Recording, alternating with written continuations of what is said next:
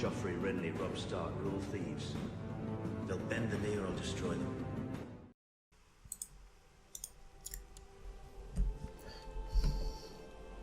Hello everyone and welcome back to the Citadel with me, Grand Maester Stitch, to the year of 1073 as we continue our King William the Conqueror playthrough. In the last episode we doubled our northern France territory with the conquest of Brittany, which was a great victory and pretty easy as well, and now we are trying to take this northern part of Wales, which I'm not even going to try and name the duchy, as my pronunciation is terrible, as many of you guys well know from over the months and months of videos and atrocious pronunciation that you've had to sit through. I do apologise, but it's going to be a pretty straightforward victory. We have a decent amount of prestige as well, so we're well on our way of earning that 1,000 more to force vassalize Adrian, but I am hoping I'm correct in saying that this guy, King Madog of Gwynedd, does have a claim on Powys. So once we do take this northern Welsh kingdom, we can press his claim to take another big chunk of it, which will improve his opinion of us massively and give us half of Wales in pretty much 2 quick strokes. So that should hopefully be our aim for this episode. Maybe we could take a little bit more of Wales before the end of this episode, but as long as we take at least that half of Wales, and we won't have to use any prestige either to try and press that claim. If anything, we'll gain prestige, so then we can try and finish off Wales. There is a defensive pact that we do need to look out for. And then obviously we are down here trying to get that claim on the Duchy of Anjou so that we can expand further into France. But whilst we wait for those claims, we're obviously building up the backbone of our army in the British Isles, as I want to try and make the Britannia Empire. So let's unpause. I have invited a few decent courtiers from around Europe of the same faith for a decent marshal and some commanders, a better diplomat and a better steward and such like that. And I've also invited a couple of people with claims upon duchies and lands in France so that we can marry them off to our noblemen or grant them land to then press their claims. But here we are, we're going to crush this small 1,000 man army with our 9,000 man force, which shouldn't be too hard at all, and then we'll split our army into 3 units as we siege down these 3 lands in North Wales. A couple of houses, a couple of people are leaving that defensive pack against us, which is good. We've still got the Kingdom of Brittany to create, but we're going to leave that for now until we've got that empire status, because it's just going to upset the Duke of Brittany if we do that. He's going to want that title. And there we go, the Battle of Shrewsbury has put us straight away on 50% war score. Right, so let's send half the army here, and we'll send the other half of the army there to siege that. They, after that battle, will, I'm guessing, retreat to the capital, which will leave them stranded on that island, so we can get both these under siege and leave them stranded there, and then finish off the remnants of the Welsh army afterwards. Well, Northern Welsh army. What's this place called? Let's have a laugh. Let's actually try and pronounce it as I can. Oh, just Gwynedd. Is that all it is, or is it the the petty kingdom of Gwynedd? I think I'm saying that. Gwynedd? Maybe not saying that right. Powys next. I think I'm saying that right as well. But yeah, this is obviously a lot easier to take in-game than in real history. The English obviously struggled massively to try and conquer Wales and Northern Wales, and had to build that massive ring of fortresses and castles all around Northern Wales just to try and hold control of it. And even then, there were so many rebellions and such to try and force the English out. But this, oops a daisy, I've sent both units there. I want to send one of the armies to that other province so that we can get them both under siege. I'm surprised that we could actually have 10,000 men there. There's a pretty decent supply line there of 14,000. Wow. Okay, and they've gone on ships, so I don't know where they're going to sail off to, but that's worked in our favour. Thank you very much. Yes, we'll split our army in half once again, send the smaller army to besiege the island, which I don't think has a very good supply limit. Oh no, it does have a good supply limit apparently. Okay. I thought it didn't when I checked before, but yeah, that's going to be an easy victory at least. I could have swears these courtiers. I invited some courtiers. Let's have another look. Right, let's have a look what we've got. Let's have a look. Marshal. Let's search for people with our same religion. Try and keep it fair. This guy, Ludwig, Spymaster of Verona. Why is he the Spymaster with martial ability like that? Let's invite him to court. We don't even have to send him a gift. Even better. Is there any more decent commanders? This guy here, We'll invite you as well. Get ourselves some decent commanders, because let's be honest, our commanders are pretty pathetic that we have at the moment. Let's have a look for some decent diplomats. We've got this guy here. He's pretty good. Geoffrey, courtier. Let's go for this courtier here. Invite to court. We haven't got to send him anything. Perfect. Some decent stewardship. Wow, this guy right at the top. 24 stewardship. Yes, we'll invite you to court. Any good spy masters out there? You're not too bad. A Hungarian. We've got a Welsh guy here. Let's go for the Welsh guy instead, just as he's close to home. Get ourselves some better courtiers. It's obviously going to upset the noblemen, but most of the noblemen have very good opinions of us. I think every High Duke that we currently have, other than the newly conquered Duke of Brittany, has a 100% opinion of us, so it's not going to upset them too much. Ah, here we go. We've got a steward of Somerset, who's a very good learned man, but then again, we probably don't need a learned man at the moment, and we'll try and have a look at some of these claimants from these other lands while we siege down that land. Let's have a look in Anjou. So the Duchess of Anjou is only a 2-year-old girl at the minute. She does have brothers, commanders of Flanders. So who are the claimants to the Duchy of Anjou? Oh, there's not many. Just this woman here, 55 years old, and the Count of Tours. Right, let's invite her to court. See what we can do with her. She's the only claimant. It's a shame that we don't have a young son or grandson to try and arrange a betrothal between. None of our sons have had grandchildren yet, unfortunately. I don't think. Anyway, let's have a look. Has Prince Robert had a child yet? No. And I don't think William or... Oh, William's had a daughter. Oh, I'm looking at the wrong place. Stupid. Richard's had a bastard daughter. William hasn't had a child. Right, so we need someone to get... We need to get some grandchildren so we can start pressing those claims. Let's have a look down here in Aquitaine. Have we got any claimants for the Duchy of Aquitaine that we can invite? We've got you, 46-year-old woman. We'll invite you, see what we can do. Toulouse, have we got anyone, any claimants down here? We've got an alliance with you, but that doesn't mean that we can't try and press our... Ah, perfect. You, the Marshal, the heir. Let's invite you to court. We can definitely use that, and that would be a big plot of land that we could try and get in our control. Dijon, we got anyone over in Dijon? Lots of children. So there's going to be a lot of claimants for the Duchy of Burgundy. Several that we can invite to court, so let's invite them both to court. Let's fill our court with all these claimants on that French land. What about the Duchy of Brie? Let's have a look. Claimants. Yeah, we've got this old woman. We might be able to do something with her, who knows. And then Flanders, we've actually got an alliance with. It's our father-in-law, so we'll leave them alone for now. But we've invited a lot of claimants there, so hopefully we can do something with them. Arrange some sort of marriages between them and our noblemen and noblewomen. To the most excellent King William, blessed on your house, I accept your gracious invitation. Perfect. Very good Marshal as well there, so we can get some of these into positions of command. Perfect, they've all accepted, so we can go through those in a minute. Try and marry some of those off to our lords and ladies. Give them some land if we've got any, and then we can obviously press their claims to try and expand into France in the future.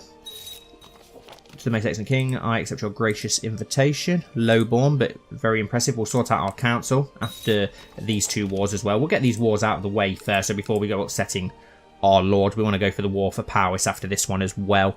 Let's now have a look at our commanders. We should be able to get some much better commanders. We're going to remove you and go for Ludwig, and we're going to remove Geoffrey de Mowbray, who doesn't have land, so it's not going to upset him too much, and if it does, it's not going to affect us, and we'll go for you instead. Oh wow, you're good. And you're the one who's got the claim as well. If we can get you on side, we need to land. We need to land some of you so we can improve. Then try and press your claims in the future. I want to try and get a little bit more of a backbone, as I said there before we start trying to conquer France, as they are obviously quite strong. I don't know if they've got any alliances. Currently in a holy war, which is good. They don't have that much manpower actually. Interesting. We'll have to keep an eye on that then. And the supply line has gone very weak here, so let's split in half and march the bigger force home. And the other force is more than enough manpower to take that. The other two provinces are about to fall anyway pretty soon, so this war is all but over. There we go, 2 great siege victories, which takes us up to 70%. I don't know where they sailed their army to. Oh, there. They're trying to siege Middle Essex with 450 men. Not even enough manpower to do that. Let's, should we march some of our men over there to try and take care of that? We probably could. Let's finish the siege here. Do you know what? Yeah, we'll finish that next siege and then we'll march them back to fight. I don't know if we're going to need to. We might have won the war before we even get there. Yeah, let's march this bigger force there, just to try and end it quicker, and if not, at least we've got the men back in our own territory. I think as soon as this capital falls, though, any second now, that's going to be at the end of this war for us. Yes, there we go, 100%. I write to you with shocking news. Count Whiffaway of Northampton tried to have me assassinated to make sure I wouldn't discover his plot to fabricate a claim on the Duchy of Bedford. Okay, let's expose him immediately. Of Northampton. Can we imprison him? He'd be seen as a traitor. But then we wouldn't get the title. I'm trying to think of a way to land some of these claimants. We'll have a look into that in a moment. I think we're at 100%. Offer peace, enforce demands, send. There we go. So there we go. That gives us a good chunk of land. We'll disband our army at first chance we get once the war's over. There we go. Perfect. We disband you guys down here as well. There we go. We'll be able to press that claim on Powys pretty quickly. But first, let's try and sort out a couple of things. Right. Can we try and imprison you and then revoke your title? Let's have a look. 59% chance of imprisoning him. As he's the leader of a plot, no one will object. So let's go for it. Send. He's managed to avoid it, which is a shame. So he's obviously going to... he's ran away instead. He's inherited... Okay, so someone else has inherited it instead, and he's ran away to... somewhere. Oh, he's ran away to the Holy Roman Empire. Fair enough. That's a shame. I wanted to revoke the title so that we could give it to... That's going to upset people. Have we got anything that we could give away other than... We've got the County of Middle Essex I don't want to give away in the Kingdom of England. We need to try and inherit something somewhere. Have we got any of our lords who are unmarried so we can marry them to some of those women claimants that we've obviously got? Not really. I want to try and land some of these men. Who is your heir? Is there anyone whose heir is us? Where we can accidentally kill them off just so we can inherit a bit of land? I don't think there is at the moment, no. So let's just go for this war on Powys instead then. Claim Powys for our new vassal, King Mad Dog. Probably not how you say it, but I'm calling it Mad Dog because that sounds cool. We won't call in our allies. We're not going to need them. They have got the defensive pact, but I don't think there's enough people in that defensive pact to really cause us issues. Let's meet up in... Yeah, let's meet up here in Shrewsbury, right on the... Is that a good idea, actually? How many men will Powys have? 1,000. Yeah, we should be safe to do so. Let's call upon our fleets to bring over our French men. Embark, and let's dock you here in Gloucester. There we go. Yeah, they've only got 900 men there, so we should be able to be okay to march into Shrewsbury to get our men together. Oh, I've just had a load slaughtered there because they've marched straight onto our newly conquered Welsh land, but that's okay. It's only a few hundred men. It's not going to be the end of the world, but we'll get this bit of land and then we'll reassess the situation because that defensive pact's probably going to get a little bit dangerous, so we might not be able to expand into France, expand into more of Wales straight away. We may need to let the heat calm down for a little while. Right, let's march straight into Powys with that army now and try and get it under siege as quickly as possible. It's only 2 provinces. Should be pretty easy to take, I say. We'll find out. Let's march this other army over. Whoa, everything's becoming a bit of a blur and a mash with all these armies now. Everybody's marched to Powys, please. Got a hell of a lot of money there to spend as well. Betrothed can marry. Who can marry? Simon de Pointer, our courtier, and you, whoever you are. Duchy of Aquitaine. Ah. He's our courtier. Is it a matrimonial marriage? No. Okay, interesting. We'll keep an eye on that. Right, here we go, yeah. I've got a nice bit of gold to spend as well, which we'll spend to try and improve Middle Essex, make it a bit more prosperous, make the City of London a little bit better, get more troops, more income and such there. Right, 7,000 men here, perfect. We'll go straight for the assault, 8,000 men, because it'll be an easy victory, and then we'll try and crush these Welsh forces to the north, which shouldn't be too much of a hassle. There we go, 21%. Let's crush the Powys army. Okay, the Scots are marching down, so they've joined in on the side of the Welsh. Obviously, all joining together in a defensive pact, scared of the English conquering all of the British Isles, which is the aim, of course. There we go, a great victory, 33%. Now let's march there and cut off that army from South Wales, which we are going to get to do. Perfect. And then after that we'll go... Ooh, let's attack the Scottish army after that. Stop them all banding together in a huge force. Are we not going to be able to get them in time? No, we'll march back to Powys then instead.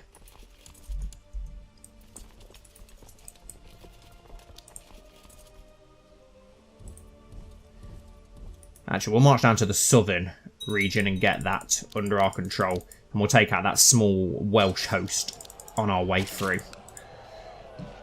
This should improve his opinion of us massively, because obviously he hates us at the minute because we declared war on him. But once we do this, press his claim, it normally gets you like plus 100, doesn't it, for pressing someone's claim. So that should then put Welsh in the Welsh in a pretty good opinion of us, which is normally quite hard to do. Normally they hate you forever, but by doing it this way, we should have good relations with the Welsh under English rule. Oh, they've only got 200 men attacking that. We'll be fine. We'll march up to those after we siege this southern region, which isn't going to take too long, thankfully. There's 4,000 men up there, though, in the Lancaster area, so we do need to be wary of those.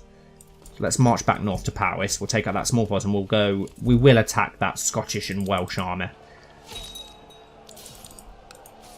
Should give us a nice chunk of war score as well. We've got double their men. We should easily be able to take it.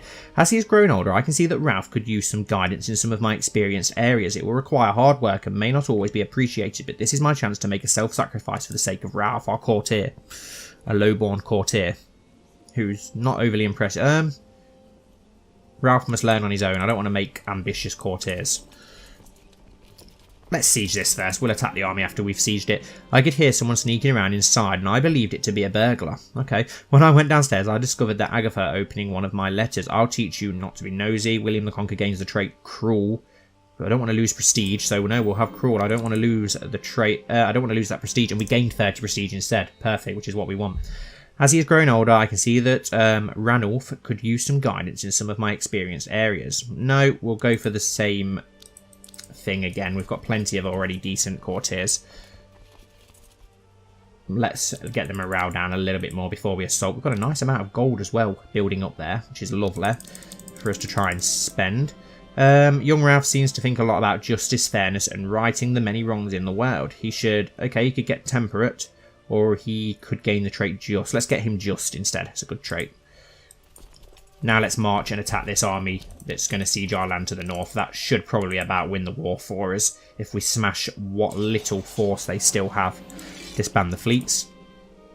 Ranulf spends all day playing in the dirt and never seems to care about his own looks, not even during formal occasions when a proper decor would be expected from a boy of his stature. Becomes brave, yeah, cool, nice trait.